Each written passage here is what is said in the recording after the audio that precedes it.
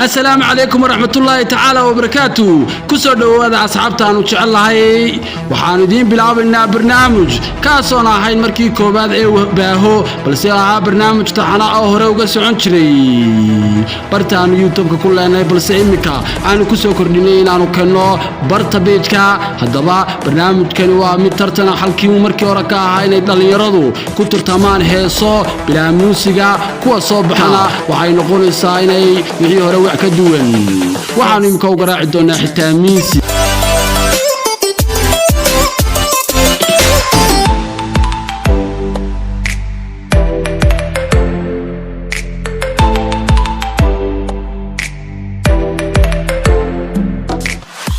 ugu dambeyn dadka guuleystay tartankan ku soo baxa waxaanu siin doonaa abaalmarino kala duwan kuwaas oo ah qada dhameystiran quraac dhameystiran ama si casho xilliga ama waqtigu inta uu ku beego hadaba si aad barnaamijkan u fahanto ama si aad dulucda sheekadan wax badan uga ogaato fadlan soo wac WhatsApp-ka hortaada ka muuqda ama soo codso Facebook-ga nagalana soo xiriir baraha aan bulshada ku leenahay kaaga muuqda halkaas barnaamijka oo dhameystiran waa kana ila arag هاي magacaygu waa Yaala Maxamed Aadan waxaan baraha bulshada ku soo galaa Suudaan iska majiire ama marta magacaygu waa Axmed Cilmi oo ku magac dheer Kimario magacaygu saddexan waa Maxamed Rashiid Xuseen balse waxaan ku magac dheerahay Moo Dhafar barnaamijkan waa barnaamij aad u fiican oo qof kasto bulshada ku jira talentigiisa oo ku soo bandhigo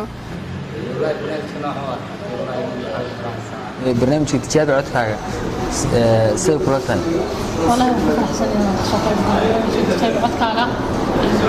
وان فرحسن إنه بيصير تقطع markii barnaamijkan horta barnaamij aad u fiican oo aad u soo dhaweynayo sababtoo ah dad badan oo codkooga hibo u leh oo laakiin qarsoon ayuu horta barnaamijkan soo kala saaraya Cabdikariim Minnesota oo taariikh badan iyo waliba bahda jiritaanka Soomaalida iyo waliba nin caan oo reer Burco gobolka Hiirka ka soo jeeda ayaa maanta barnaamijka ku martiya waan ugu dambeyn aan salay oo xafiiska igu soo boqday la joogay imika oo doonayna wareysto Cabdikariim waxa la jooga Cabdikariim Minnesota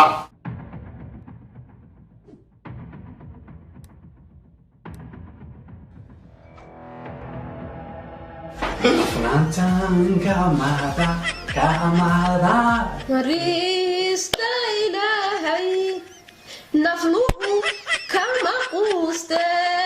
weligeeda duunyada waqtiga qof saacida muslimay goortuu nagaash maqlay mucjiisadade oo nimca lagula waree no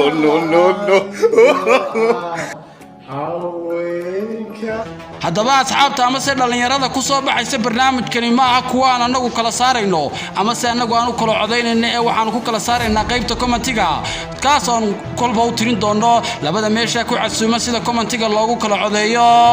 si aad faahfaahin inta ka badan u ogaato fadlan la soo xidhiidh WhatsApp-kayga shaashada ka muuqda habeenka iyo maalintaaduba ku wacnaadaan